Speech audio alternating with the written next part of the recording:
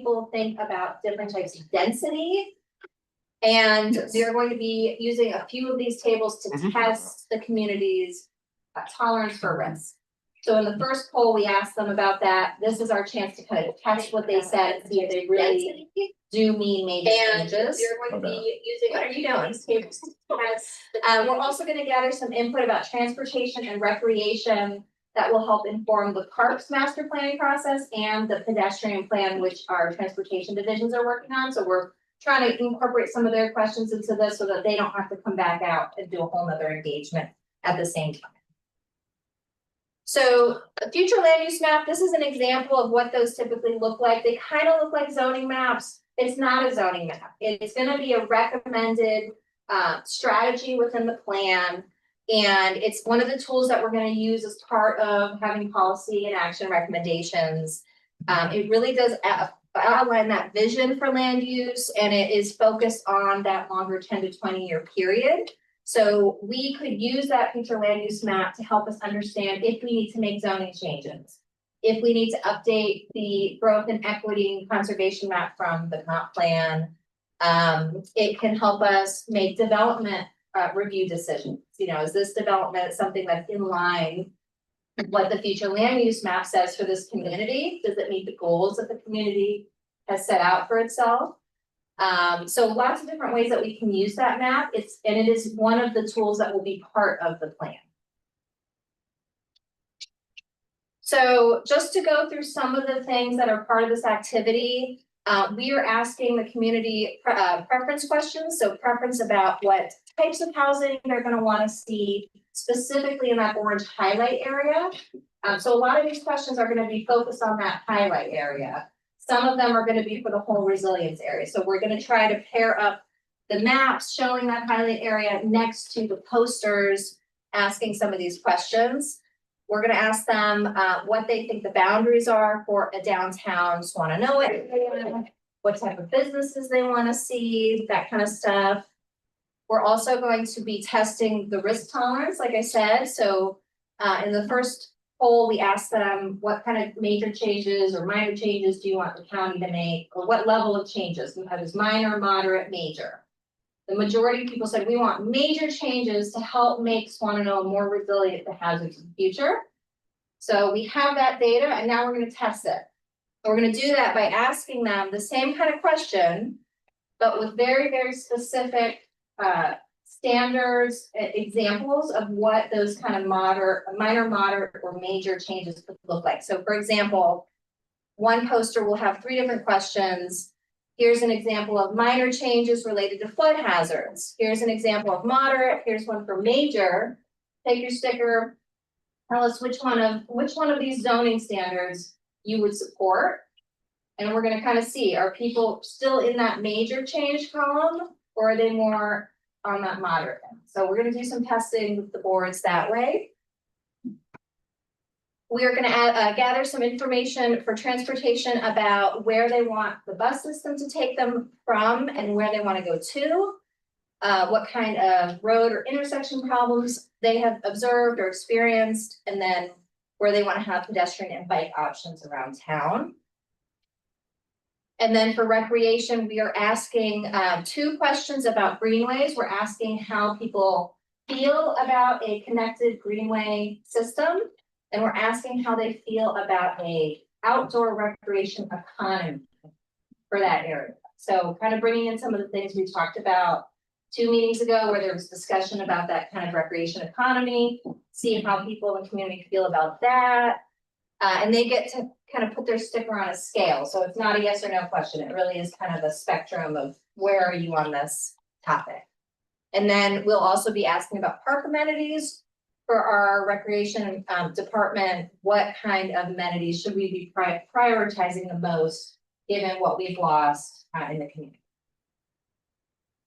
So this is really designed to be an in-person event. We're going to do it at least twice. We've got a couple other projects, workshops that are in the works for like Warren Wilson and Owen High School students. But we will also be putting together a virtual option. So that's being developed right now. You're going to be doing the in-person version today. It's going to be self-paced. It's going to be drop-in style. So if people want to come during the window, they can drop in anytime. They don't have to come right at the beginning. They don't have to stay for 3 hours. We're trying to make it as open and accessible as we can, given that it's an in-person meeting. We're also doing some really young youth engagement through a puppet show that's going to be happening at Owen Elementary. I think we're gonna Owen Williams. It's not Owen. Oh, I'm sorry. W.D. Williams. That's for K and 1. And that's gonna be for like, what'd you say, 200 kids? Yeah, it'll be all of K and 1 for W. Williams and then The first graders. Okay, so try to get some more youth engagement that way, yeah. Did you say it was kindergarten and first grade? K and first is gonna be getting a puppet show where we'll be collecting information through their kind of verbal answers to a series of questions. And then we're gonna be doing college and high school, and then our art space is, did they have a? I think that'll be all grades at the art space one. For the puppet show, it'll be first grade, For art space, but we're gonna try to do something else. yes, Are these 5? It's just first grade. It's just it's K. for art space and then B. Williams, your kindergarten.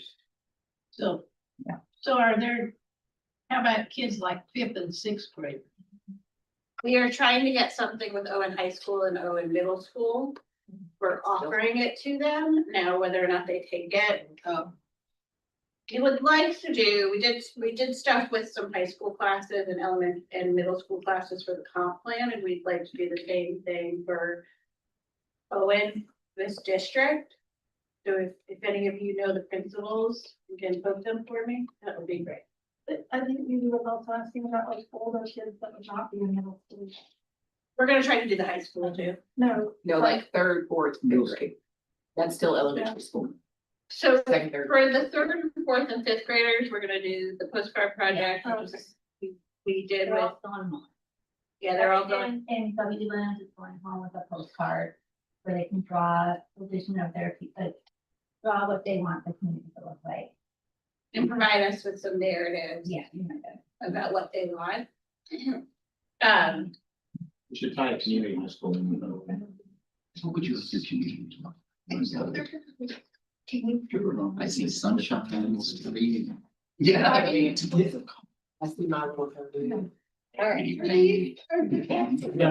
Available to us. Yeah, you can do slides. Just always have with our email list. Yeah. Absolutely. So the only other thing that's important to know about these maps, this is a 2x3 size. They could be 3x4, so we're looking for feedback about, is it easy to read? Are they too small? Do they need to be bigger? And then these smaller 11x17 pages that are on every table, these are gonna be 2x3 poster boards on easels. So these are gonna be blown up, they're gonna be standing up, people will be able to go up to them with their sticker, put their sticker on, and then move on to the next table. You all are seeing them kind of this way, just so we could get through the activity. Also And- because it is very expensive. Yeah. Very expensive. Yeah, so we need to get these right first, and then we'll order them for the real event. But does anybody have questions about this? We're ready to really have you start walking through them. The slide app, the recreation economy, Mm-hmm. is that about spending on recreation or the recreation economy in particular definition? What is the definition of recreation? So that's, So recreation economy is easier to give you an example than, so it is, it could be, producers of rec equipment, it could be rec stores, it could be outfitters, it could, am I missing it? Well, and it could be, people taking people into the woods for a Yeah. tour to show them how to find something can eat. It's business. It's the intersection between. Business. Yes. And it's not saying, it's like, do you support that in Swannanoa as an economic development? That was the one bit of terminology that we were sort of walking through this, but I was like, what is that? So we probably, so see, like, that's good Yeah. feedback, then we probably need to define it. I looked on one of these, when it says within the highlight area, I read that as within the highlighted area, and I'm looking at the map saying, I don't see the highlight. Oh, I see. So just that's feedback. You meant within the boundaries or whatever, but Have you got those two? Yeah, so, what we're gonna do is, if you will all start at this welcome table, this will be like the table that people go to first. And, I'm gonna hand these out. These are feedback packets. There's one page for each table, the name of the table and what questions are at that table or at the top. So if you all can grab a pen, write down, questions, things that just don't seem right. I'm gonna take notes too, so if you wanna, ask us some questions, we'll be walking around with you. And oh, is everybody for phone? just so that if you think of something and we're talking to someone else during this activity, you can get it down and you can make sure we I'm sure you'll address this later, but what role will the steering committee play during the workshops? The edge. Helping each table? I mean, that's a great question. Do you want to have a role? We've got, right now, we have enough staff to do 2 facilitators at each table, but only for the December 3rd events. So we have kind of a skeleton crew for the December 8th. Yeah, exactly. Swannanoa Grassroots Alliance meeting, so we, So what that's happens the 7:30, it's late. on the We could definitely in look at that commercial meeting. area? Haven't sold it back. I haven't Yeah. sold it to FEMA. I don't even know what that's gonna look like, it's not planned, but they're still trying to figure out. Like Owen High School's like, maybe it'll be an equipment class, you can just come into the class. They're not. You know, they're trying to figure out what's gonna be the least necessarily- disruptive and the most disruptive. So we're waiting to clearly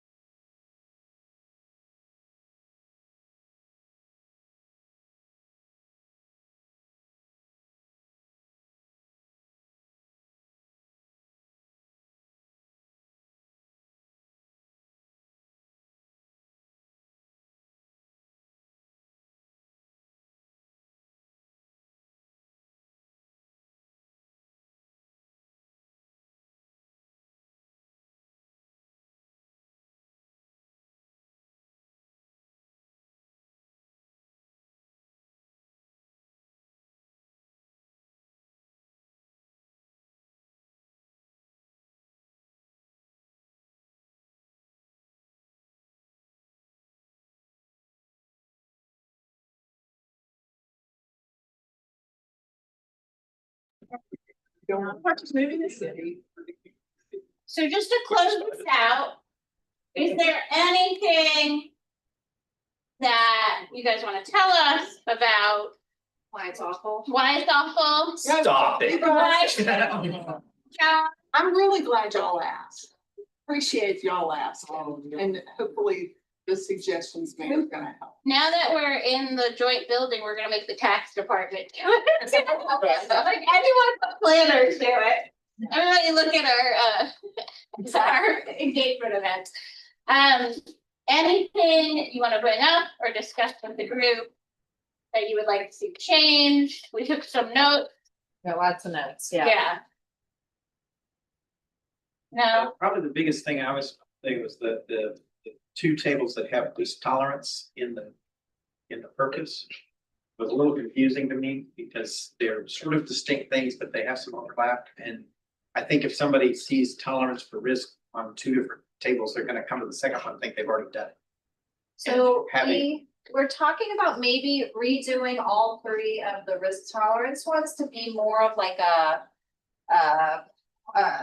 I don't know what to call it. Like you get a certain amount of money, you get $10, one sticker is $1, and you have to make some choices, and we have some information on there about the consequences, like if you choose this, then it's Yeah. more expensive, but if you choose this, then maybe it's less safe during the next phase. I don't know what that would look like, but we might need to just totally redo those three risk tolerance questions. And it seemed like there were two sort of distinct things, because the one was about environmental hazards that are pre-existing, like landslide possibility and flood possibility and things. The other was more about the built environment, like what kind of drainage systems do we need, what kind of plantings do we want to do? When we come to develop the environment, what do we need to build into that? So they were kind of distinct. And the second one felt a little less like a risk tolerance thing, like a resilience, less aesthetics almost. It's kind of like, what do we want our, what kind of things do we want our environment to handle? What do we want to do? okay, Those were making distinct ways to distinguish between natural hazards and the built environment. anything? I was just thinking it's almost like a sliding scale almost where you. Cost of money, but if you go too far to the major, that's also gonna take away your house, some of your housing and some of your business opportunities, and so I don't know how you would show that Or on a maybe paper. talk about the trade-offs. Right, there's trade-offs, that's exactly what I was gonna say, yeah, exactly. Because, I mean, frankly, from a risk, a hazard assessment type of thing, I'd say, oh, they're all major. I don't want to have a hazard here ever again. But there's a cost to that. There is, exactly. And it's gonna raise the cost of housing and every other type of development. We've been very sensitive to not wanting that to happen. So, Got to be that, yeah. Okay, So we'll work on that. We'll try to figure out how to communicate those kind of cost benefit choices. Just for in that line, do you all have any data that would say how much land in our area is no longer viable from the storm? Do you have that data? From the storm? Yeah, like that now is in a floodplain that didn't used to be, or So- now it's unbuildable for whatever reason. so the way floodplains work is our federal government friends through North Carolina do the mapping, and we will not, the floodplain's gonna change, but how it changes, we won't know for 5 years. 5 years. Well, and Five just to clarify though, the maps that you saw today, they are not just 100 and 500. They also include the 1,000-year Yeah. floodplain, which is not usually the level that the public is looking. So just for devil's advocate then, so if I hurry up and build a house next to the river in the next 5 years, not good. You're gonna be using the current, the Yeah. original flood maps. Good chance So the sooner the better. Oh, gosh. Then your insurance premium. Well, then you're- Insurance premium. Yeah, but I'm just saying for argument's sake. Yeah, I mean, that's, Yeah. we can't worry about that. That's about it. Can we come back to the thing, because I think as you're representing the hazard and talking about affordability, it's really important not to set up a false choice. Because if you think about Swannanoa specifically, there are 3 low-income housing tax credit apartment buildings in Swannanoa that were not flooded and did not experience landslides. And we have a corridor that stretches from East Haven all the way to exit 55 that could be perfectly suitable for affordable housing and is not in a hazard area and could comply with being low risk because of the location. And so I just think it's important not to set up a false choice that you cannot have affordable housing and reduce risk, because you can look at those 3 apartment buildings and see examples. And like all 3 of them were staging areas close to lean for emergency response because they were highly dense areas where vulnerable people lived that were not in hazard areas. And that's the type of development that I would like to see. So however we can make that fit, I realize those are policy questions, but I think that it's also an important thing to think about when you talk about where the safe land to live.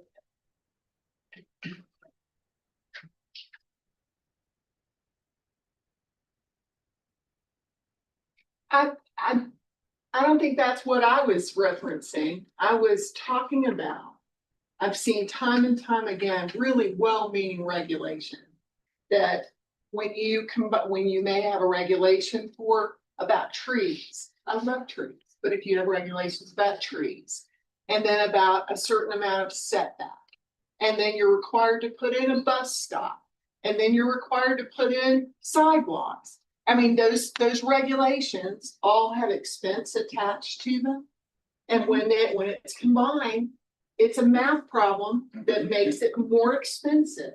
That's what I was referencing, not. And I will say, We most of, shouldn't- like, if we're talking about floodplain, if we're talking about high hazard, like steep slope, both those projects, like they picked well as far as property. There's 3, they all picked up. Yeah, because they're all out of those areas. They did good site selection. Yeah. And so can other developers. Well, sure, but yeah. then also, if you decided you were gonna put in 50-year storm drains, they're gonna be more expensive than a 25-year or a 10-year. Yes. And that's not to say, it may make complete and total sense to put 50 in, but you're making a choice about where you're spending your money.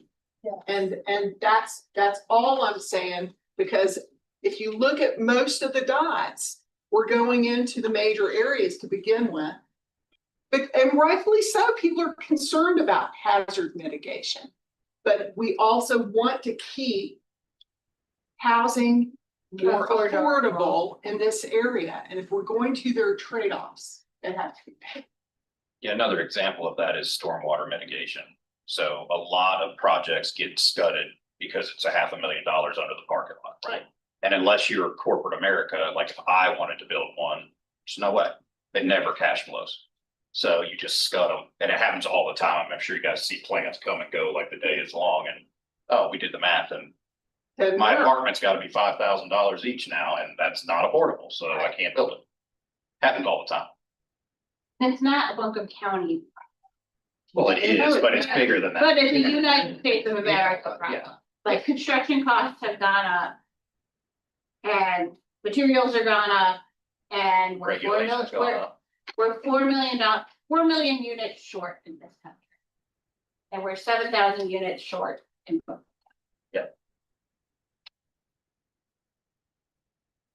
Well, we've got a lot of redesign to do, which is great. It was a great, good That's first right. effort. Yeah, Are you planning a 2.0 version of this for us to look at? So Or- we have, at this point. I feel like absolutely very- not. We're just. Don't look good, get in the way. Get in the way of good. So I'm gonna print it before December 3rd, so we are gonna take all of your feedback, we're gonna do some major overhauls. We're gonna have a lot of people from other departments look at it, make sure it makes sense and that it's going in the direction that you all are telling us needs to be. And then we gotta have it ready to go December 3rd, so. There's a lot of really good stuff here, so. Yeah, there is. Thank you. Yeah. But you know, it's. And thank you for asking, you know, this is a great search fund. And it, like you, the information you received is only in the questions that you asked. And thank you for being honest, like, what a big part of it. In the interest of passing. And it's exciting to actually be looking at this stuff now and getting into it. All right, do we, are we wrapping up or do we? Is it 7 o'clock or 8? It's 7. Nobody Beautiful said sun. o'clock. Keep reviewing, let's skip hazards. Okay.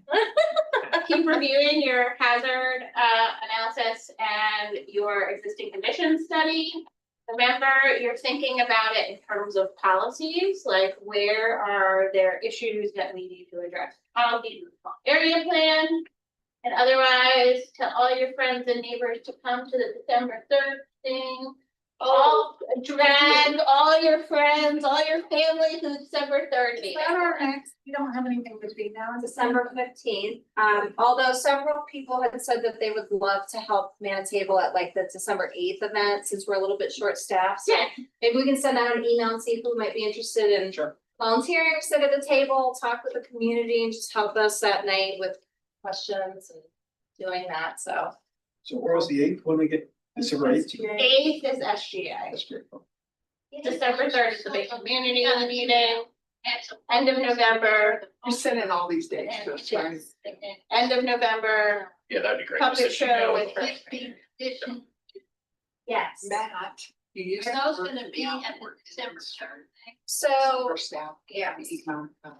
And I'd be happy to have him give you descriptions. so, of you all got things that copies of the helpful existing to you. condition study that have the Formulate the posters, plan. and we are Yes, planning that'd be on amazing. having some of the, or having those posters at the tables or in the room somewhere, so that if people wanted to look at some of the data, they can. So we didn't have them out tonight, but those summary posters, we do want to have them around the room at the event, so people can look at. Cause I had, and I talked to Jillian last week. We changed it. Okay. Yeah, if you see anything in the next couple days wrong with those posters, please let me know before I send them to the printer. Yeah. Then that's it. All right, thanks, guys. Right. And if anyone would like pictures for Brad or Fallon or so, definitely want.